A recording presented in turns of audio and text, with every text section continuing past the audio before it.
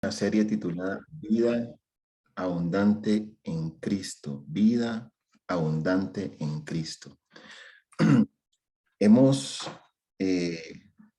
venido trabajando acerca de quiénes somos. De quiénes somos. Vamos a orar allí donde estamos. Padre, nos disponemos a estudiar tu palabra. Una vez más te pido que me concedas tu gracia, Señor, en la exposición de la misma, de tal manera que tu buen espíritu nos ayude a comprenderla y nos des el poder para vivir de toda palabra que sale de tu boca. Úsame, Dios de los cielos, con poder para tu honra y para tu gloria. En Cristo Jesús. Amén.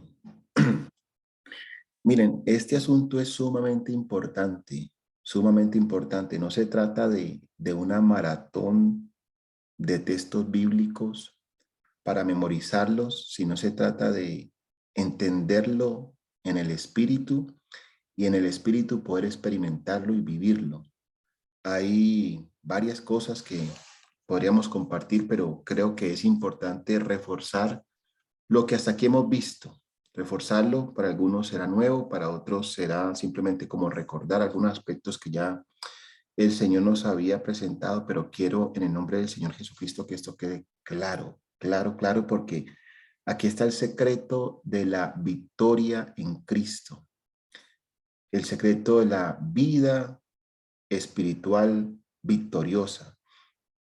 Decíamos desde el día lunes que hay dos formas de saber quiénes somos, una incorrecta y otra correcta, una falsa y otra verdadera. La forma incorrecta es la introspección o el autoanálisis. ¿Y por qué la introspección y el autoanálisis es incorrecto? Porque la Biblia dice, la revelación dice en Jeremías 17:9, que nuestro corazón, que nuestra mente es engañosa. Engañoso es el corazón del hombre y perverso más que todas las cosas. ¿Quién lo conocerá? Así que si nuestro corazón y nuestra mente es engañosa, al primero, a la primera que va a engañar es a nosotros. Así que si nosotros nos autoanalizamos, vamos a llegar a conclusiones equivocadas. La segunda forma de saber quiénes somos es a través de la revelación, es decir, permitir que la Biblia nos diga quiénes somos. Ahora, cuando la revelación nos dice quiénes somos, nosotros siempre nos vamos a resistir, vamos a luchar, nos cuesta aceptar quiénes somos. Y no digo solamente aceptarlo a nivel intelectual, sino en la experiencia. En la experiencia nos cuesta aceptar quiénes somos. En Apocalipsis, en el capítulo 3, el versículo 17, Apocalipsis 3:17, voy a pedirle el favor al pastor Harold que nos ayude en la lectura. Estoy un poco afectado de la voz y le voy a pedir que me ayude con la lectura. En Apocalipsis 3:17 aparecen los dos conceptos juntos. Aparece por un lado la introspección y por otro lado aparece la revelación. Y las dos están en pugna, chocan. Una cosa es lo que yo digo que yo soy y otra cosa muy diferente es lo que Dios me dice que yo soy. Mientras yo me creo una persona, Dios me dice, usted no es esa persona, usted es otra totalmente diferente. Y entonces la lucha está, o me quedo con lo que yo creo que soy, o me humillo y reconozco lo que Dios dice que yo soy. Pastor Harold, por favor, ayúdenos con Apocalipsis 3:17. Dice Apocalipsis 3:17. Tú dices, yo soy rico, me he enriquecido y de nada tengo necesidad, Hasta pero ahí, no, pastor, hasta allí. Tú dices, es el concepto que tú tienes de ti mismo.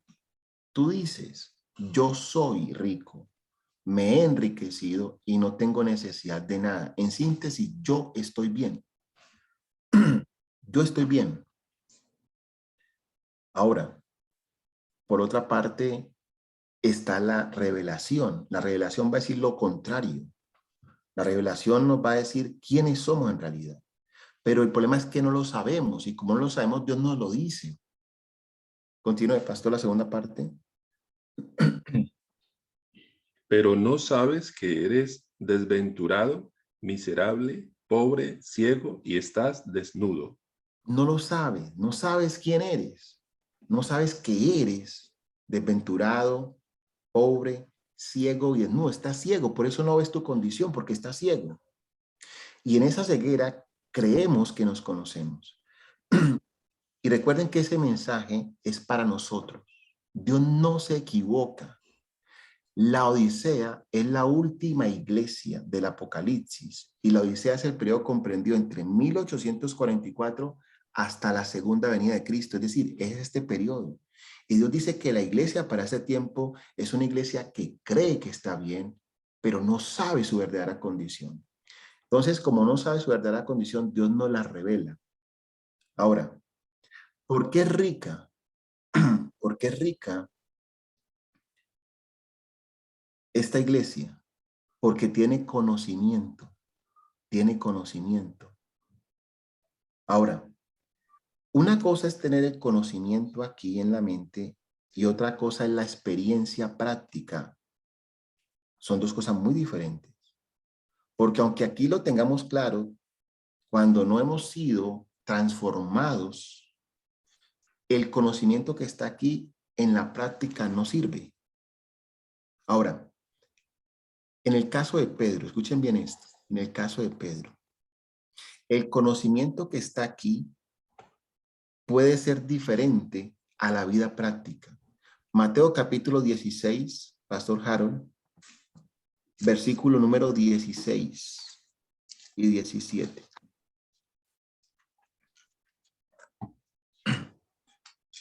Mateo 16, 16 y 17 dice, respondiendo Simón Pedro dijo, tú eres el Cristo, el Hijo del Dios viviente.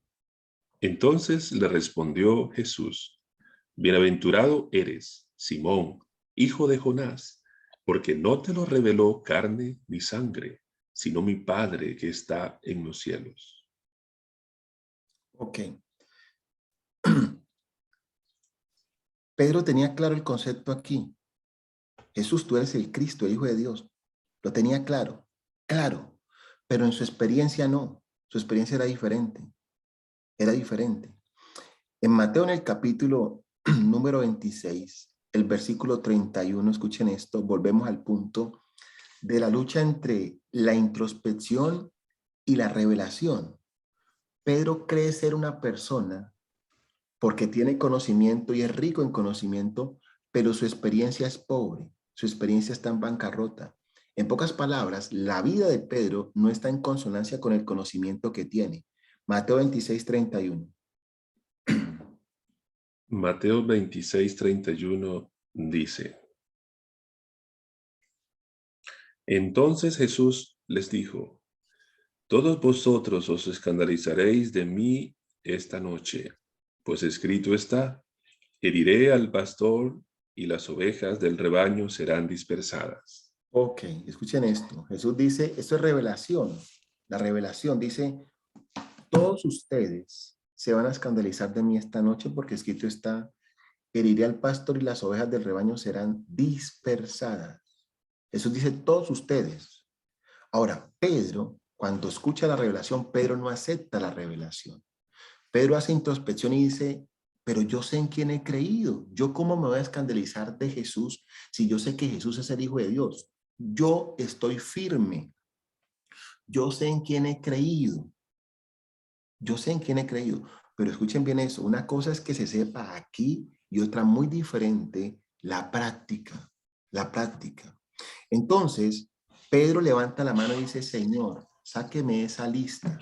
Yo no lo voy a negar, yo no me voy a escandalizar, porque yo soy rico en conocimiento, me he enriquecido y en ninguna cosa tengo necesidad. Señor, yo estoy firme, hay un error en esa revelación. Yo no soy de ese grupo. Versículo número 33. Respondiendo Pedro le dijo, aunque todos se escandalicen de ti, yo nunca me escandalizaré. Aunque todos se escandalicen, Señor, yo estoy bien, Señor, es que este mensaje no es para mí que soy adventista, es que este mensaje es para el pentecostal que está mal, él está mal, Señor. Este mensaje es para el católico. Él es el que necesita, Señor, porque yo tengo el conocimiento del sábado, Señor. Yo sé que del sábado, yo sé de los 10 mandamientos. Este mensaje no es para mí, Señor. Este mensaje es para otros. Aunque todos estén mal, yo estoy bien porque yo soy adventista. Los malos son los que están allá, afuera, pero yo no, Señor, yo no. Entonces, Jesús le dice a Pedro, de todos, el que más mal está, eres tú y no lo sabes. No lo sabes. Porque lo que tienes aquí en la práctica no lo estás viviendo. Porque mientras no reconozca lo que eres, tú no vas a poder experimentar lo que puede ser. Repito, mientras no reconozcamos lo que somos, no vamos a experimentar lo que Dios quiere que seamos. Entonces Jesús le revela otra vez, le revela y le dice, pero tú estás engañado, tú no eres esa persona que está hablando. Tú tienes buen conocimiento, pero tu vida práctica está en bancarrota.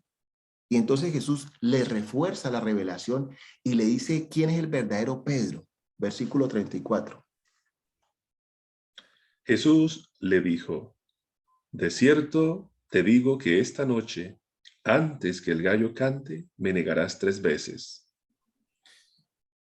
Ese eres tú, Pedro. No es el que está hablando allí, diciendo que está firme, que saben quién ha creído que yo soy el Cristo. No, el verdadero Pedro se va a manifestar en el momento de la prueba. Cuando venga la prueba, cuando venga la angustia, ahí saldrá a flote el verdadero Pedro, el laodicense, el tibio. No va a salir ese que es rico y se ha enriquecido y que no tiene. Va a salir el verdadero, el desventurado, pobre, ciego y desnudo. ¿Cuándo va a salir? En el momento de la crisis, en el momento de la crisis. Pero Pedro no reconoce la revelación. Pero le está diciendo, Jesús le está diciendo a Pedro, Pedro, mira, tú no eres esa persona. Y Pedro continúa diciendo, yo sí soy esa persona, yo sé en quién he creído y no acepta la revelación. Y no la acepta al punto que noten lo que dice en el versículo 35, la primera parte, Pastor Harold. Pedro le dijo, aunque tenga que morir contigo, no te negaré. Primero muerto que negarte. Y no aceptó la revelación, no creyó la revelación. Ahora, eso es un serio problema, porque mientras no reconozcamos lo que somos, no vamos a poder ser lo que Dios quiere que seamos. La escritura dice que usted y yo somos malos. Lucas 11:13, la primera parte.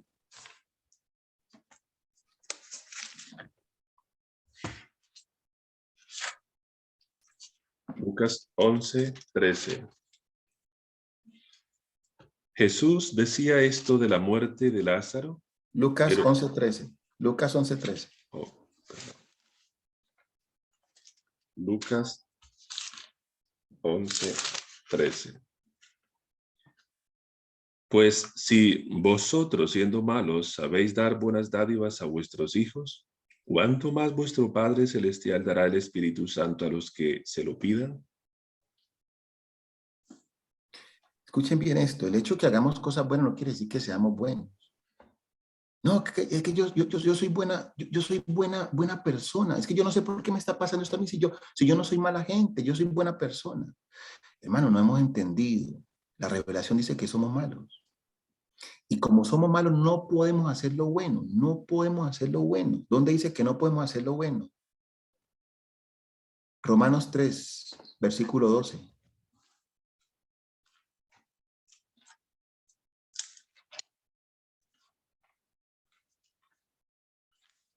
Romanos capítulo 3, versículo 12. Todos se desviaron, a una se hicieron inútiles. No hay quien haga lo bueno, no hay ni siquiera uno. No hay quien haga lo bueno, no hay ni siquiera uno. Porque para hacer lo bueno hay que ser bueno. Y el único bueno es Dios. El único bueno es Dios. Nosotros somos malos, eso es revelación. Ahora usted puede decir que es bueno, pero la Biblia dice que usted es malo. Yo puedo decir que soy bueno, pero la Biblia dice que yo soy malo. Y vamos a luchar de pronto con la revelación. Ahora, ¿por qué somos malos? Porque dentro de nosotros hay un poder llamado pecado. Y el pecado no sale nada bueno. El pecado habita dentro de nosotros. Romanos 7:17. Mire dónde habita el pecado. Romanos capítulo 7, versículo 17. De manera que ya no soy yo quien hace aquello, sino el pecado que está en mí. La Biblia dice que no hay quien haga lo bueno, Romanos 3:12, no hay quien haga lo bueno. Mire, la Biblia no se equivoca. Cuando nosotros intentamos hacer lo bueno, no vamos a poder. Solo no podemos, solo no podemos. Aunque aquí la tengamos clara, aunque aquí tengamos claro el concepto, en la práctica no vamos a poder. Pablo tenía el concepto claro aquí y Pablo está hablando acerca de la condición humana. En el versículo 15 de Romanos 7, Pablo dice que él se propuso hacer lo bueno y no pudo. No pudo. ¿Por qué? Porque mientras el pecado esté activo en nosotros, aunque queramos hacer lo bueno, no vamos a poder. Romanos 7:15. Romanos capítulo 7, versículo 15. Lo que hago, no lo entiendo, pues no hago lo que quiero, sino lo que detesto, eso hago. Quiero hacer lo bueno, pero no puedo porque no hay quien haga lo bueno. No hay quien haga lo bueno. Porque somos malos. ¿Y por qué somos malos? Porque el pecado habita en nosotros. Versículo 20, pastor. El pecado habita en nosotros y no podemos hacer lo bueno. Y si hago lo que no quiero, ya no lo hago yo, sino el pecado que está en mí. El pecado está en mí, por eso no puedo hacer lo bueno. Porque termino haciendo lo que no quiero hacer. Quiero hacer lo bueno, pero no puedo hacer lo bueno. Porque Pablo va a decir, aunque aquí adentro la tengo clara, en la vida práctica no lo puedo llevar a cabo. Aquí tengo claro los 10 mandamientos, dice Pablo. Aquí yo sé que hay que guardar el sábado. Aquí sé que no hay que cometer adulterio. Aquí sé que hay que amar al prójimo. Pero en la práctica termino quebrantando el sábado. En la práctica termino peleándome con mi prójimo. En la práctica termino viendo pornografía. En la práctica termino adulterando. En la práctica termino en bancarrota. Aunque aquí tenga el concepto, que aunque aquí sea rico en conocimiento, aunque aquí sepa que Cristo es el Hijo de Dios, aunque aquí sepa, en la práctica hago todo lo contrario, porque no puedo hacer lo bueno. ¿Dónde lo dice? Versículo 21 en adelante. Así que, queriendo yo hacer el bien, hallo esta ley, que el mal está en mí. Pues, según el hombre interior, me deleito en la ley de Dios. Para allí pase. En el hombre interior me deleito. Aquí yo me sé de memoria los 10 mandamientos, me los sé. El laodicense se sabe de memoria los 10 mandamientos. No tendrás dioses ajenos delante de mí, no te inclinarás ante las imágenes, no tomarás el nombre de Dios en vano. Acuérdate el día sábado, honra a tu padre y a tu madre, no robarás, no matarás, no cometerás adulterio. Pero en la práctica es otra cosa. En la práctica es otra cosa. Porque el hombre interior me deleito. Aquí sé que Cristo es el Hijo de Dios, pero en la práctica no. Es como el niño que en la casa se aprende las tablas de multiplicar y la mamá le pregunta 2 por 2 y el niño responde 4, 3 por 5, 15, 6 por 3, 18, 5 por 5, 25, se la sabe. Pero cuando llega al colegio y presenta el examen, saca 0.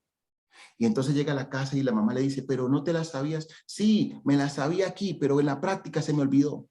Así es el creyente.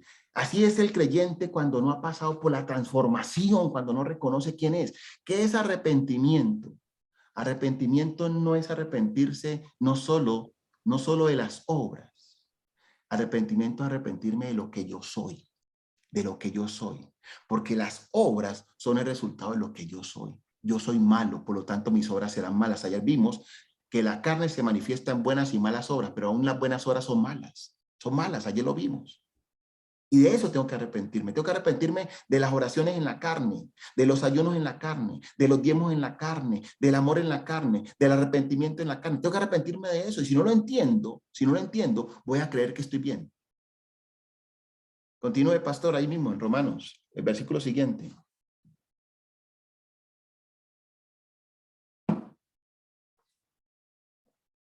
Leemos el 22 al 23. 22.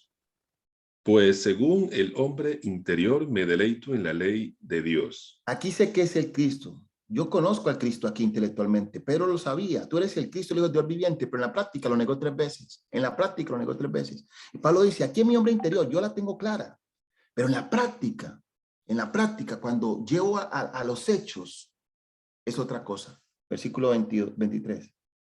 Pero veo otra ley en mis miembros que se ¿En cuáles deleita. miembros? En mis miembros. Los miembros son los que ejecutan las acciones. Mis manos, mis ojos, mis oídos, la práctica. Cuando va a practicar, cuando voy a hablar con mi boca, ya no hablo la palabra como conviene, sino que termino gritando, termino peleando, termino discutiendo con el hermano, con la hermana, con el esposo, con la esposa, con los hijos. En la práctica, mis ojos terminan viendo lo que no tienen que ver, mis manos terminan haciendo lo que no tienen que hacer, mis pies yendo donde no tengo que ir. Hay una disonancia entre lo que hay por dentro y lo que hay por fuera, entre el conocimiento teórico y la práctica. Hay una diferencia abismal, dice Pablo. Continúa en el versículo 23. Pero veo otra ley en mis miembros que se rebela contra la ley de mi mente y que me lleva cautivo a la ley del pecado que está en mis miembros. Me lleva a Dice, qué? Cautivo. Cautivo. Soy un cautivo del pecado, aunque tenga conocimiento. ¿Y sabe que esa es la experiencia de la iglesia de Corinto también? La iglesia de Corinto era una iglesia rica en conocimiento, escúcheme bien, era una iglesia adventista del séptimo día. ¿Usted sabía que la iglesia de Corinto era una iglesia adventista del séptimo día? La iglesia de Corinto era adventista del séptimo día y tenía el don del espíritu de profecía. Escúcheme bien, guardaban el sábado, tenían el don del espíritu de profecía y estaban esperando la segunda venida de Cristo. Eran adventistas del séptimo día, con un conocimiento tremendo. Primera de Corintios, capítulo 1, versículo número 4 en adelante, pastor, del 4 al 6. Primera de Corintios capítulo 1, versículo 4. Gracias doy a mi Dios siempre por vosotros, por la gracia de Dios que os fue dada en Cristo Jesús, pues por Tenían la medio, gracia, tenían la gracia de Dios ellos tenían la gracia de Dios. Escuchen bien, versículo 5. pues por medio de él habéis sido enriquecidos en toda palabra y en todo conocimiento. Eran ricos. ¿Y en qué consiste la riqueza? Tienen la palabra y tenían el conocimiento. Como el odicense, yo soy rico, claro, tengo conocimiento, me sé de los 10 mandamientos, los demás no lo conocen porque los demás guardan el domingo, yo sé que qué es el sábado, tengo el conocimiento de la palabra. La iglesia de Corinto tenía el conocimiento de la palabra, era rica en conocimiento, en ciencia, en palabra, y tenía el don del espíritu de profecía. Guardaban el sábado y esperaban a Cristo. Versículo siguiente. En la medida en que el testimonio acerca de Cristo ha sido ¿Cuál es el testimonio confirmado, de Jesús? ¿Cuál es el testimonio de Jesús? El testimonio de Jesús es el espíritu de profecía. O sea que tienen el espíritu de profecía. Repita el versículo 6, pastor, por en la favor. medida en que el testimonio acerca de Cristo ha sido confirmado entre vosotros, de tal manera que nada os falta en ningún don No mientras le esperáis. faltaba ningún don, pastor. No le faltaba ningún don. Tenían hasta el don de lenguas. Era una iglesia rica. Dones tremendo. Espíritu de profecía, palabra de revelación, ciencia, don de sanidad. Una cantidad, una cosa impresionante. Continúe, pastor. De tal manera que nada os falta en ningún don mientras esperáis la manifestación de nuestro Señor Jesucristo, el cual también os... ¿Esperaban qué cosa? La aparición de quién? Del Señor Jesucristo. O sea que estaban esperando la segunda venida de Cristo. Eran ricos en conocimiento de la palabra. Tenían el don de profecía. Guardaban el sábado, porque Pablo guardaba el sábado y Pablo les enseñó acerca del sábado a ellos también. Y estaban esperando la segunda venida de Cristo. Eran adventistas del séptimo día. Tenían conocimiento aquí, claro, pero en la práctica, bancarrota, bancarrota, bancarrota. ¿Y por qué bancarrota? Porque ¿en qué consiste la tibieza? La tibieza es la mezcla entre el agua fría y el agua caliente. El carnal, escúcheme bien, en la Biblia hay 3 tipos de personas, según Pablo, la revelación. Está el hombre natural, que está frío. El hombre natural es tal cual nace el hombre natural. Ese está frío. Está el hombre espiritual, que es el que ha nacido de nuevo. Ese está caliente. Y está el que no es natural, pero tampoco es espiritual, sino que es una mezcla de los dos. Y ese es el carnal. Y ese es el más peligroso. ¿Por qué el carnal? Porque el natural no tiene conocimiento bíblico y está perdido. Porque no tiene conocimiento de Dios, no conoce la palabra. El espiritual tiene conocimiento de la palabra y la practica por el poder del Espíritu Santo que habita en él. Pero el carnal tiene el conocimiento que no tiene el natural, pero no tiene la práctica que tiene el espiritual. Entonces es tibio en esa mezcla, porque aquí la tiene clara, pero en la práctica no. ¿Dónde lo dice? Primera de Corintios capítulo 2, Pastor Harold. Ahí están los tres. Versículo 14 al Primera de 3, Corintios 1 al 3, 3:14. 3. Empieza con el natural. El natural está frío. Primera de Corintios 3. 2:14, Okay. 2:14. Primera de Corintios 2:14. Pero el hombre natural no percibe las cosas que son del Espíritu de Dios, porque para él son locura, y no las puede entender porque se han de discernir espiritualmente. Está frío, está frío, está frío. Ahora viene el caliente, el espiritual, versículo 15. En cambio, el espiritual juzga todas las cosas, sin que él sea juzgado por nadie. Ok, ¿Quién? ok. Pero ahora viene el tibio, el carnal. Y el carnal el que tiene conocimiento, pero en la práctica, capítulo 3, versículo 1 al 3. De manera que yo, hermanos, no pude hablaros como a espirituales, sino como a carnales, como a niños en Cristo. Pare Y allí. ¿Como a qué? Como a niños en Cristo. El carnal, escúcheme bien, el carnal es un niño. Ahora, esto ofende, ¿sabe por qué? Porque esto no se trata de los años que uno tenga en la iglesia, ni el cargo que uno tenga en la iglesia. Continúe, pastor, versículo 2. os di a beber leche, no alimento sólido, porque aún no erais capaces, ni sois capaces todavía, porque Le dio a aún ver sois qué leche, carnales. leche, escúcheme bien, les dio leche, porque son niños.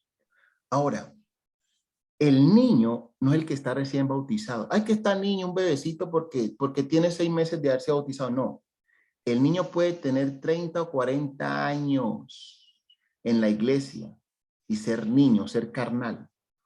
Porque no se trata del tiempo que uno lleva en la iglesia, sino de la experiencia que se tenga con el Señor.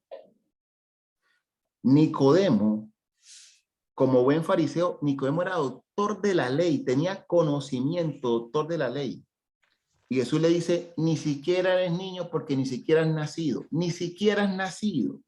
Ahora, eso choca, porque Nicodemo en su introspección dice, yo soy rico, me he enriquecido, de ninguna cosa tengo necesidad, yo soy doctor de la ley, yo soy anciano, yo soy pastor, yo soy director de escuela sabática, yo llevo bautizado hace 40 años, yo levanté tantos templos, yo he llevado tantas almas a los pies de Cristo, ¿y qué? ¿Y qué? Necesitan nacer de nuevo. Y eso ofendió a Nicodemo, lo ofendió. Que después de 30 años le vengan a decir a uno que uno es un niño, cuando uno cree que el niño es el que está recién bautizado. No, el niño se conoce en la práctica, en la práctica. Y Pablo les va a decir por qué. No es por el conocimiento tenían y eran ricos en conocimiento, guardaban el sábado, esperaban la segunda venida de Cristo, pero no sabían su verdadera condición. Y Pablo les dice, mire, ustedes son niños, ustedes son carnales, ustedes son tibios. ¿Saben por qué? Porque la carne los domina. Y ahora le muestra las razones, los argumentos. Versículo número 3. Versículo 3. Porque aún sois carnales, en efecto, habiendo entre vosotros celos, contiendas, disensiones, ¿no sois carnales y andáis como hombres? La Pues práctica, la práctica. Yo tengo que ser sincero y no puedo permitir que la carne me engañe. ¿Cómo están mis relaciones interpersonales? ¿Cómo está mi relación con mi esposa? Usted como esposa, ¿cómo está la relación con su esposo? Perros o gatos allí peleándose, discusiones, celos, contiendas, pleitos. ¿Cómo está la relación con mis hermanos en la iglesia? Si no me ponen el cargo que yo quiero, entonces me enojo, peleo, llamo a la asociación para que me den el cargo que yo quiero. Si no se hace en la junta de iglesia lo que yo quiero, entonces peleo. Si no se hacen las cosas como yo quiero, no vuelvo a la iglesia o me pongo a hablar mal del hermano, del pastor o el anciano. Sí, aquí puede haber mucho conocimiento, pero la práctica es la que me dice si estoy guiado por el Espíritu, estoy dominado por la carne. Yo tengo que escudriñarme a la luz de la revelación, porque manifiestas son las obras de la carne se manifiesta en la vida práctica. Pero esto duele. Que Jesús le diga a Pedro, Pedro, tú no eres la persona que crees ser, aunque tú sepas que yo soy el Cristo, me vas a negar 3 veces, eso ofendió a Pedro. Y Pedro dijo, no, Señor, primero muerto que negarlo. Y alguien podrá decir en ese momento, pero ¿cómo así, pastor? Yo llevo 40 años en la iglesia, usted me va a decir que yo soy un niño. Cuando yo me sé la fe de Jesús, me la sé de memoria. Cuando yo he plantado templos, pastor, yo he plantado templos, pastor, yo he llevado 40, 50 almas al año. Pastor, yo he levantado la iglesia, pastor, yo, sí, ¿y qué?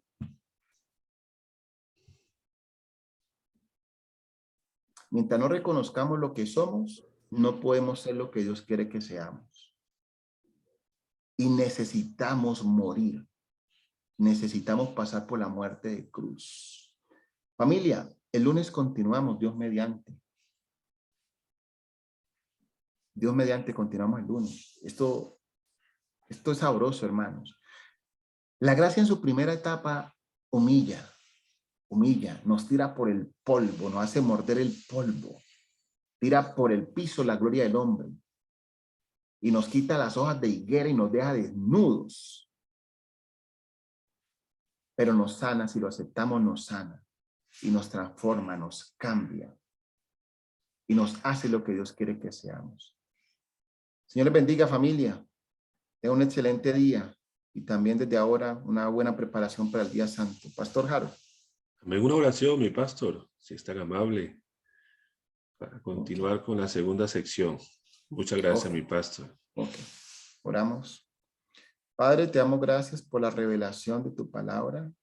Es claro, tú nos ubicas de acuerdo a la revelación, ya sea en nombres naturales, en nombres espirituales o en nombres carnales. No es lo que diga nuestra boca, sino lo que dice tu palabra, Señor. Ella determina quiénes somos, Señor. Ella dice quién es natural. Tu palabra dice quién es espiritual y tu palabra dice quién es carnal, Señor. Por favor, ayúdanos a reconocer quiénes somos y a permitir que tu Santo Espíritu nos transforme, Señor, a tu imagen. Sí, somos ricos en conocimiento, Señor, y agradecemos por eso, pero necesitamos vivirlo, Señor. Concédenos esa gracia. Bendice a tu iglesia aquí reunida, Señor, y que podamos poder experimentar la transformación obrada por tu Espíritu en nosotros. En el nombre de Jesús. Amén. Amén. Amén, amén, amén, amén. Excelente, mi pastor, excelente, excelente. Oh, mis apreciados, Juan agradecido estamos con el pastor Leonardo. Amén. Dios es bueno, Muchas ¿verdad? gracias. Gracias, pastor. Amén. Amén, amén. Muchas gracias. Muchas gracias. Clarito como el agua. Despertó, me despertó. Amén. Amén. Cayeron todos a mí. Amén, amén, amén. Pastor Harold Dios, haga el favor y nos envía los audios del pastor Leonardo. sí, pastor. ya Bien, hemos enviado. gracias, Ya hemos enviado 2 y ahorita les enviamos el de ayer, en unos segunditos. ¿Está bien? Pero ya les enviamos 2. Listo, pastor. Pastor, quedamos en la respuesta de la pregunta de ayer. La respuesta a la pregunta de ayer. ¿Cuál? Sí, ¿cómo castigar la carne? Ah, bueno, ya ahí el pastor Leonardo está atento a esa pregunta. ¿Está bien? Así que esto sigue, queridos. Hoy, El lunes está la respuesta, Dios mediante. amén. Vamos en victoria con Cristo. Muy agradecidos, Ok, hermanos, por lo que el pastor, Señor gracias. hace. El Señor es bueno, Él siempre da el alimento a su tiempo. Amén. Así que, queridos, seguimos avanzando. Seguimos estudiando la palabra del Señor. Ahora está con nosotros el pastor Erling Ortiz para Vaya bien, estudiar la me lección retiro. de escuela sabática. Eso es, querido. Así que vamos a estar ahí conectaditos, atentos. Recuerden que todo esto en esencia es desarrollar el hábito de orar y de conectarnos con el Señor todos los días, porque necesitamos de Dios todos los días, todos los santos días necesitamos del Señor. Cada día necesitamos entender eso, que dependemos de Dios. Sin Dios, nada bueno vamos a hacer. No hay nada bueno en nosotros, como lo ha dicho el pastor a través de su palabra. Romanos así lo clarifica, no somos buenos, es el Señor que nos sostiene. Así que recuerden, no es una semana. Ahí hay un detalle y es que ustedes han notado, ¿no? Comenzamos con 40 días, luego 50 días, otra vez 40 días. No vamos a decir 365 al año porque eso quizás desanima un poco, pero en esencia el objetivo de este ministerio y programa es desarrollar el hábito de conectarnos con el Señor todos los días. Nuestro primer trabajo, antes de ir al baño, antes de cepillarnos los dientes, nuestro primer trabajo es conectarnos con el Señor. No somos los más Amén. grandes, somos necesitados y eso nos permite mantenernos allí en el Señor. Así que, Pastor Erling, Dios me lo bendiga. Gracias por estar aquí una vez más con nosotros y sin más, que el Señor lo dirija en esta hora preciosa. ¿Cuánto le damos la bienvenida al hermano, al Pastor Erling? Que siéntese salud. Bienvenido, pastor. Dios les Bienvenido, bendiga. Bienvenido, pastor. Dios le bendiga. El día de preparación. Bueno, muchas gracias. Feliz día también a cada uno de ustedes. Gracias, pastor. Vamos entonces en este momento a compartir la pantalla de la lección de escuela sabática. Hoy, como ustedes lo notan, es un repaso de la conclusión de la lección que hemos estudiado durante la semana y eso nos ubica en tener que repasar algunas cosas que ya hemos venido trabajando durante la semana. Bueno, yo no sé si alguien ya cumplió el reto de aprenderse el texto de memoria. Así que yo les animo para que no solamente ustedes, sino también los que participan de su clase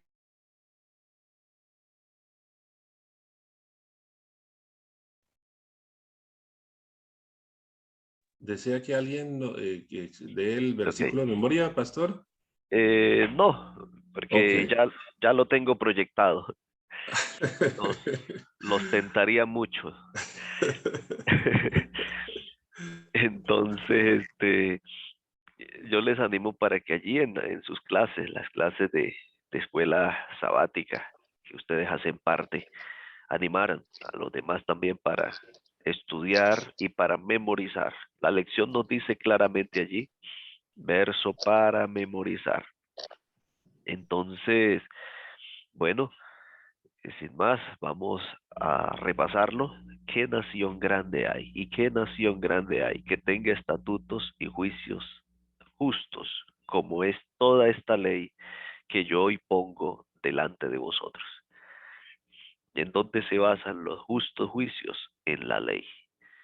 Pero y sin duda alguna, cuando este texto hablaba de la ley o habla de la ley, no estaba refiriéndose simplemente a los 10 mandamientos, estaba refiriéndose a todo el conjunto de leyes que existía, que Dios le había otorgado a Moisés. Y esas leyes diferían en muchos aspectos de las leyes que circundaban en el mundo antiguo.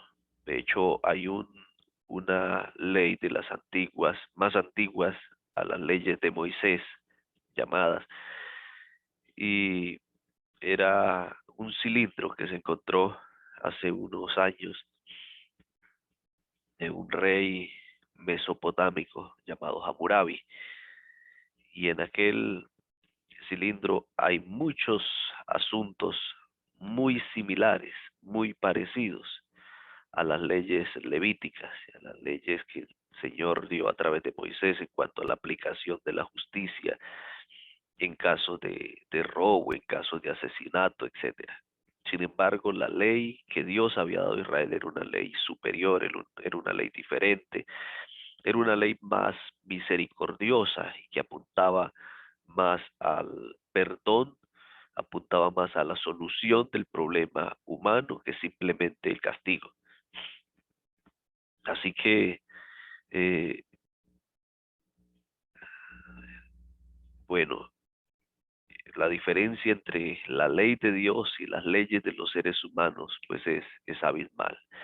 El propósito de Satanás siempre ha sido atentar contra la ley de Dios. Nosotros veíamos allí el texto, el atentar contra la ley de Dios siempre ha sido el objetivo de él. Desde que estaba en el cielo, su lucha se emprendió contra la ley de Dios.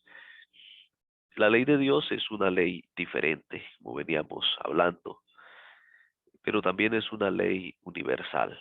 No hay sitio, no hay lugar en el cual nosotros podamos decir, aquí no se aplica la ley de Dios. En ninguna cultura, toda cultura, eh, la ley de Dios es aplicable. Nadie puede decir, no, aquí no pongamos el mandamiento, no codiciarás, porque aquí no hay codicia. No cometerás adulterio, quitemos ese mandamiento aquí, aquí no se aplica porque nosotros aquí estamos exentos de adulterar. En todo lugar, en todo asunto, la ley de Dios es diferente, es universal, es aplicable y de igual manera es una ley vigente. No es una ley que el Señor la estableció para un tiempo determinado y luego de ese tiempo determinado entonces tenga que acabarse. Es una ley que permanece, es una ley vigente. Mientras exista el problema del pecado, siempre necesitaremos algo que nos diga, no cometerás adulterio, no matarás, no hurtarás. Siempre que exista la posibilidad de que el hombre adultere, de que el hombre mate, de que el hombre robe, de que el hombre haga diferentes asuntos, siempre estará entonces la ley de Dios lista allí para estar con nosotros, sirviéndonos como un espejo y midiéndonos nuestra lealtad y nuestra obediencia al Señor. La ley del Señor funciona no como una imposición de Dios al hombre. La ley de Dios funciona como un cerco protector, como ese cerco protector que los padres ponemos sobre nuestros hijos. No salga aquí, no toque acá, no haga esto, no diga esto. ¿Y por qué lo hacemos? Lo hacemos simplemente porque queremos salvaguardar la integridad de nuestros hijos. Si nosotros no hacemos eso, no ponemos reglamentos, no ponemos leyes, vamos a ver a nuestros hijos metidos en muchos problemas y por ende vamos a estar nosotros también inmersos en esos problemas o por lo menos en la solución de esos problemas. Pues Dios quiso que sus hijos no estuviesen en problemas y hizo esa aplicación de la ley, una aplicación universal de la ley, una ley diferente, pero una ley vigente también para todas las generaciones.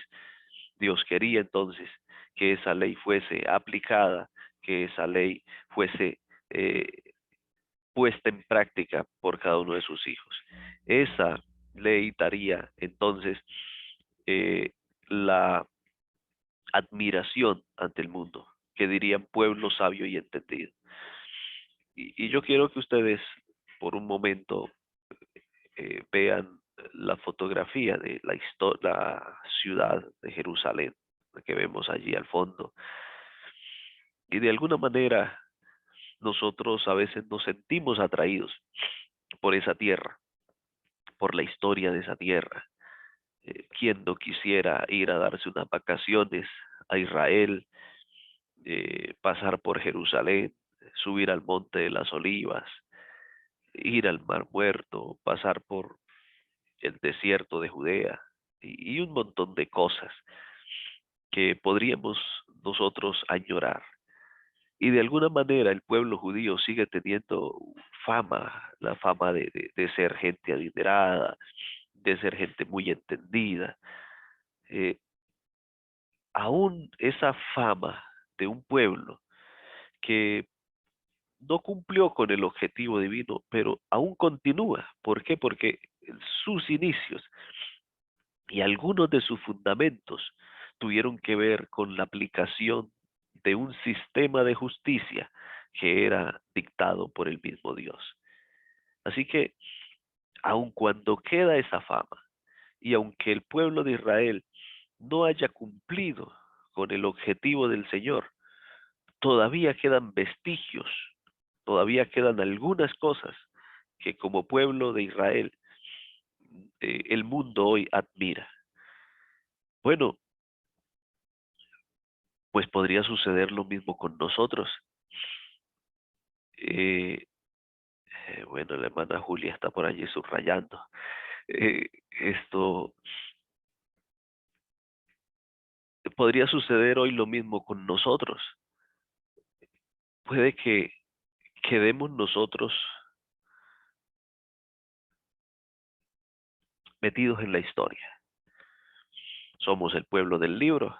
Y bueno, de hecho, unas encuestas en el 2000 revelaron que nosotros ya no somos el pueblo del libro, que hay gente que estudia más la Biblia que los adventistas. Y esto es grave, porque por muchos años fuimos denominados el pueblo del libro, el pueblo que estudia las escrituras, el pueblo que conoce las escrituras. Y solo basta ver un vistazo, quizá dar un vistazo a 20 años atrás, o no sé cuántos, donde los jóvenes memorizaban porciones de la escritura, los hermanos memorizaban porciones de la escritura. Hoy día solo basta hacer una reunión de recepción o despedida de sábado y pedir un versículo de memoria, y la gran mayoría va a decir: Jehová es mi pastor, nada me faltará. Juan 3:16, Filipenses 4:13. Y podemos contar con los dedos de la mano los versos que todo el mundo repite. Creo que esa aplicación de esa ley en nuestra vida necesita ser reforzada. Necesitamos continuar absorbiendo cada día de esa sabiduría y no como Israel quedarnos en la historia, historia que nos ha perseguido, y que como iglesia somos vistos como una iglesia estudiosa de la escritura. La iglesia adventista, aún con todos sus descuidos de la palabra del Señor, sigue viéndose entre las denominaciones religiosas como una iglesia donde la gran mayoría de sus miembros conocen y saben de Biblia y pueden defender su doctrina. Pero cuando vamos a la realidad, la verdad es que parece que eso es historia. Es la historia que nos ha perseguido. Y cuando vamos a ver en una realidad, hay un 70% de miembros de la iglesia que no pueden sostener su doctrina, que no pueden quizá dar fe real de lo que son los puntos distintivos doctrinales de la iglesia.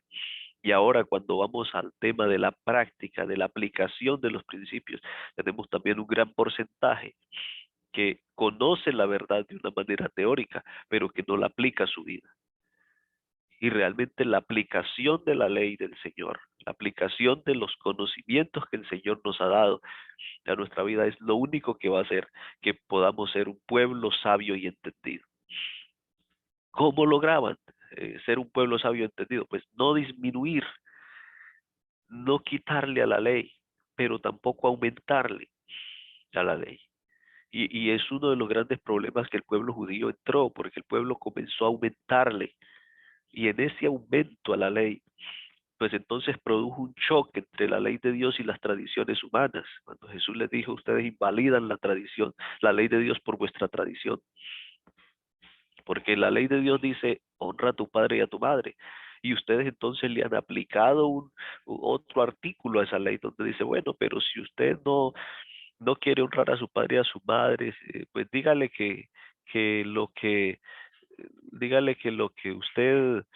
ustedes tienen para apoyarles económicamente, eso ya lo tienen destinado como ofrenda y así se salvan de honrar a su padre y a su madre.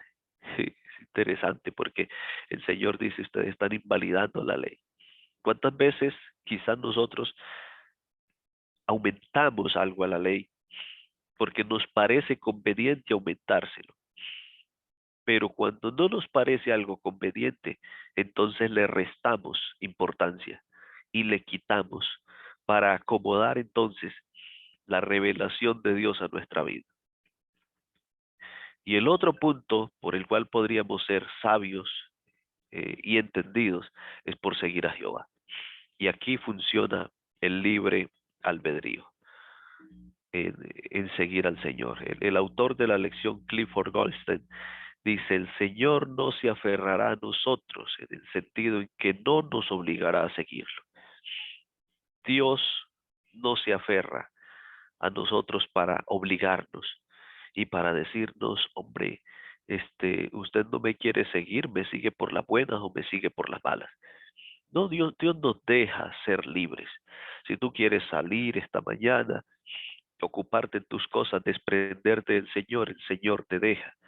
Si tú quieres el día de mañana no ir a la iglesia, el Señor te deja.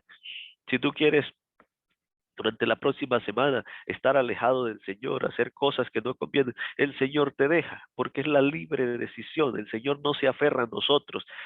Él no se aferra a decirnos, mira, no lo hagas. No, Dios anhela que esa libre elección pueda ser de nosotros hacia Él, para aferrarnos más bien nosotros a Él. Él nos deja en libertad, como dejó en libertad a Israel. Le dio los estatutos, le dio las leyes, le mostró los resultados que traía la aplicación de esos estatutos y leyes a sus vidas, pero los dejó en libertad. Y así nos deja también a nosotros hoy. ¿Qué pueblo sabio y entendido es esto? Que Dios nos ayude. No a ser quizá un pueblo sabio y entendido, sino personas, individuos sabios y entendidos. Que la lección de escuela sabática de esta mañana y de toda esta semana nos ayude a entender que Dios quiere grandeza para su pueblo, que Dios quiere grandeza para nosotros, pero que depende de nosotros si aplicamos los principios que traerán grandeza a nuestra vida o los desechamos. Dios nos bendiga esta semana, este sábado que entra también, nos ayude a pasar en comunión con Él y gracias por la oportunidad de habernos permitido estar esta semana con ustedes. Vamos a orar. Padre nuestro que estás en los cielos, gracias te damos, Señor, por el cuidado que nos has otorgado. Gracias por cada hermano, cada hermana conectado aquí, dispuesto para estudiar en tu palabra, para meditar en ella. Te pedimos, Señor, que tú puedas acompañarnos en esta hora, puedas dirigirnos ahora al disponernos a nuestras actividades diarias y que la aplicación de los principios celestiales siempre esté delante de nosotros, siempre sea una realidad en nuestra vida. Bendícenos, Señor, te lo rogamos en el nombre de Cristo Jesús. Amén. Amén, amén, amén, amén. Bendito y alabado es el Señor, Pastor Eli. Amén, amén. Amén, pastor. Amén, pastor. Dios me lo Gracias, bendiga. pastor. Muchas gracias, muchas Dios gracias. lo bendiga. Muy amable, Le pastor. agradecemos, Dios Pastor le bendiga. Erling, por habernos acompañado Muchas esta gracias. semana con la lección de escuela sabática. Ha sido muy, muy nutrida, muy edificante. Los conocimientos muy oportunos y sé que los hermanos están contentos, ¿verdad que sí, mis queridos? Amén, amén. Amén. Así que Amén, amén. esperamos, mi pastor, en una nueva oportunidad también que pueda acompañarnos otra semanita. Amén. Será por lo que está Que el ahí. Señor lo siga guiando, lo siga llenando de sabiduría para compartirle al pueblo del Señor. Gracias, un feliz resto de día a todos y un feliz sábado Amén, también. amén. Igualmente. Pastor, igualmente, muchas Feliz gracias. sábado. Amén, amén, amén. Así que, queridos, bueno es Amén, el amén. Señor. Miren todo esto que el Señor ha tenido preparado para nosotros durante esta semana, ¿eh? Y seguimos porque esto no para. Recuerde que son 7 días a la semana, todos los días estamos conectados. 50 días de oración. Seguimos avanzando. Esto no puede parar porque ahí está el secreto. Así que, mis queridos, mañana continuamos, domingo, lunes, martes, miércoles, jueves, viernes, sábado, domingo, lunes, martes, en el nombre del Señor Jesucristo. Agradecidos por este repaso de esta semana que ha sido muy, muy, muy, muy bueno. Recuerden, queridos, no le diga a Dios cuán grandes son sus problemas. Dígale a sus problemas cuán grande es Dios. Porque Dios no conoce crisis. Y si Él está con nosotros, ¿Quién contra nosotros? ¿quién contra nosotros? Que el Señor me les bendiga grandemente. Un feliz día de preparación. Amén.